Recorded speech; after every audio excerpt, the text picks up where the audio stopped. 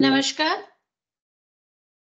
Refresher training manual for execution matters for the staff of district courts at Punjab, Haryana, UT Chandigarh की इस video series में आप सबका स्वागत है।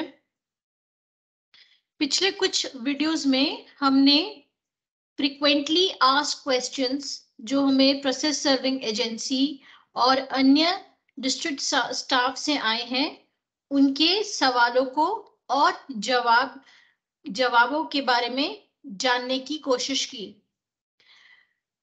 वही सवाल और जवाब हमने और सरल भाषा में अपने ऑडियंस के लिए हिंदी में भी रूपांतरित करके अपने मैनुअल में रखे हैं।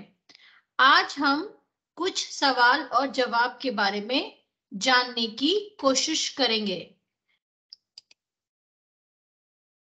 पहला सवाल, प्रोसेस की तामील कैसे करनी चाहिए? हर संभव प्रयास करना चाहिए कि प्रतिवादी को प्रत्यक्ष तामील हो। उसके लिए बार बार जाकर कोशिश करनी चाहिए। अगर बार बार कोशिश करने पर प्रत्यक्ष तामील नहीं होती तो प्रतिवादी परिवार के किसी वयस्क सदस्य को तामील करवानी चाहिए। अगर कोई भी ना मिले तो प्रतिवादी के दिए हुए पते के मुख्य द्वार पर या किसी प्रत्यक्ष जगह पर प्रोसेस की चस्पानगी करनी चाहिए। अगला सवाल, प्रोसेस की तामील करवाने में किसकी सहायता लेनी चाहिए? जब गांव में तामील करवानी हो तो प्रतिवादी की पहचान करने के लिए मुख्यतः चौकीदार या लंबरदार की मदद लेनी चाहिए। अगर इनमें से कोई सहयोग ना करे तो उसकी रिपोर्ट न्यायालय को करनी चाहिए और किसी भी पंच या सरपंच या आदरणीय निवासी की मदद लेकर तामील करवानी चाहिए। शहरों में इस काम के लिए म्युनिसिपल काउंसलर या पूर्व म्युनिसिपल काउंसलर या किसी भी आदरणीय निवासी की मदद लेनी चाहिए। अगर गांव या शहर में ऐसा कोई भी व्यक्ति उपलब्ध नहीं है तो तभी तामील करवाने की कोशिश करनी चाहिए और जहां पर प्यादा या बेलिफ संतुष्ट हो वह बिना किसी की निशानदेही पर भी तामील करवा सकता है। इनके द्वारा की गई कोशिश और किसी पहचानकर्ता के ना उपलब्ध होने के बारे में रिपोर्ट बनाकर न्यायालय को दे देनी चाहिए। यदि प्रोसेस में पता अधूरा हो तो क्या करना चाहिए? पूरा और सही पता देने की जिम्मेवारी पार्टी की होती है।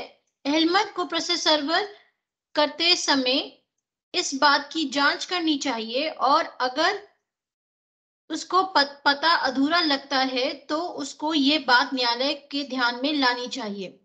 अहमद द्वारा तैयार किए प्रोसेस की रीडर द्वारा जांच अनिवार्य है। इसके उपरांत ही उसे न्यायाधीश के हस्ताक्षर करवाने चाहिए।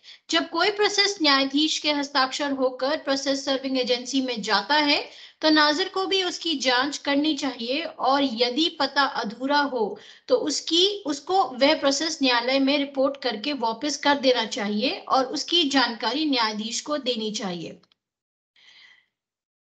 यदि कोई पार्टी प्रोसेस में सहयोग नहीं करती या लड़ाई झगड़ा करती है तो क्या करना चाहिए? प्रोसेस सर्विंग कर्मचारी को यही बातें अपनी रिपोर्ट में दर्ज कर न्यायालय की जानकारी में लेकर आनी चाहिए, जिसके बाद न्यायालय उस पर उचित कार्रवाई करेगी। अगर पुलिस सहायता नहीं देती तो क्या करना चाहिए? न्यायालय द्वारा पुलिस सहायता के ऑर्डर होने के बाद उचित सहायता देने के लिए पुलिस बाध्य है। अगर पुलिस सहायता नहीं करती तो प्रोसेस सर्विंग कर्मचारी को इसके बारे न्यायालय में रिपोर्ट करना चाहिए ताकि न्यायालय उचित कार्रवाई कर सके। यदि सरकारी दफ्तर में कोई प्रोसेस तामील करने में मुश्किल आती है तो क्या करना चाहिए? प्रोसेस सर्विंग कर्मचारी को उस दफ्तर के सबसे उच्च अधिकारी से मिलकर उनकी सहायता मांगनी चाहिए। अगर फिर भी कोई दिक्कत आती है तो न्यायालय की जानकारी में लाना चाहिए ताकि न्यायालय उचित कार्रवाई कर सके। यदि कोई महिला घर का दरवाजा ना खोले तो क्या करना चाहिए? प्रोसेस सर्वर को सबसे पहले महिला सदस्य को अपना परिचय देना चाहिए और दरवाजा ना खोलने का कारण जानना चाहिए। अगर कोई मान्य कारण ना हो तो प्रोसेस की एक प्रति उसके घर के बाहरी दरवाजे पर चिपकाई जा सकती है या फिर ऐसी जगह पर चिपकाई जा सकती है कि जिस पर सबकी दृष्टि जाए। समन की दूसरी कॉपी पर चस्पानगी बारे विस्तृत रिपोर्ट देकर कॉपी कोर्ट में प्रस्तुत करनी चाहिए। रिपोर्ट में लिखा जाएगा कि चस्पानगी क्यों और कैसे की गई थी और घर को किसने शिनाख्त किया। क्या पते पर फोन नंबर लिखना चाहिए और पार्टी को सूचित कर देना चाहिए? फोन द्वारा तामील का कानून में कोई प्रावधान नहीं है, तामील प्रत्यक्ष ही करवानी चाहिए। यदि कोई पार्टी दीवार पर चस्पानगी ना करने दे तो क्या करना चाहिए? ऐसी स्थिति में प्रोसेस की एक प्रति ऐसी जगह पर चिपकाई जा सकती है जिस पर सबकी दृष्टि जाए। समन की दूसरी कॉपी पर चस्पानगी बारे विस्तृत रिपोर्ट देकर कॉपी कोर्ट में प्रस्तुत की जानी चाहिए। रिपोर्ट में लिखा जाए कि चस्पानगी क्यों और कैसे की गई थी और घर को किसने शिनाख्त किया। अगर मुनादी के लिए ढोल बजाने वाला मुनादी फीस के कम होने पर नहीं मानता तो क्या करना चाहिए? इसमें डिक्री धारक या एप्लीकेंट की मदद लेनी चाहिए और अगर फिर भी काम ना बने तो अपनी रिपोर्ट में दर्ज करके न्यायालय की जानकारी में लाना चाहिए। यदि कोई डिक्री होल्डर या एप्लीकेंट साथ चलने को तैयार नहीं हो तो क्या करना चाहिए? इस बात की जानकारी अपनी रिपोर्ट में लिखकर उचित कार्रवाई हेतु न्यायालय को दे देनी चाहिए। यदि जगह खाली होने के बाद वहां पर पड़े सामान की कोई जिम्मेवारी नहीं लेता तो क्या करना चाहिए? निर्णय देनदार को सूचित करना चाहिए और अगर वह सामान नहीं ले जाता तो विस्तृत रिपोर्ट बनाकर न्यायालय को सूचित करना चाहिए। यदि किसी प्राइवेट गेटेड रेजिडेंशियल सोसाइटी या डिफेंस एरिया में तामील करवाने से कोई सिक्योरिटी गार्ड मना करता है तो क्या करना चाहिए? सिक्योरिटी गार्ड को यह जानकारी देनी चाहिए कि प्रोसेस सर्वर न्यायालय के लिए आदेश पर अपने सरकारी ड्यूटी में तामील करने आया है। अगर सिक्योरिटी गार्ड फिर भी मना करे तो वहां के सीनियर अफसर को मिलकर जानकारी देनी चाहिए। यदि फिर भी बात ना बने तो सरकार सारी जानकारी अपनी रिपोर्ट में लिखकर उचित कार्रवाई हेतु न्यायालय को देनी चाहिए।